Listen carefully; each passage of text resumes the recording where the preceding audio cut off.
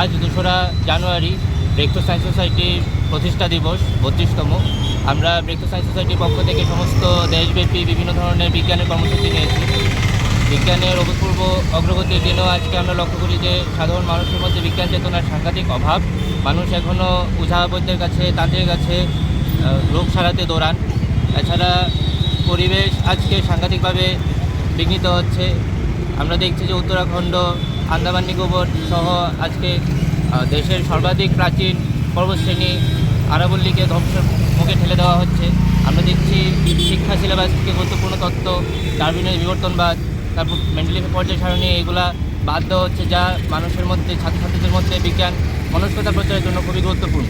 তাছাড়া প্রাচীন ভারতীয় জ্ঞানধারার নাম করে বিভিন্ন পরিকল্পনামূলক বিভিন্ন কল্পিত জিনিস সিলেবাসের মধ্যে যুক্ত করা হচ্ছে।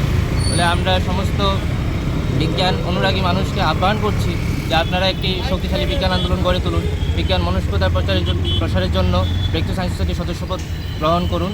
আমরা ব্রেকথ্রু সায়েন্স সোসাইটির প্রতিষ্ঠা দিবস উপলক্ষে 2 সপ্তাহব্যাপী রাজ্যব্যাপী কর্মসূচি নিয়েছি, যেখানে আলোচনা সভা, টেলিস্কোপ সহযোগে আকাশ পর্যবেক্ষণ ইত্যাদি কর্মসূচি থাকছে।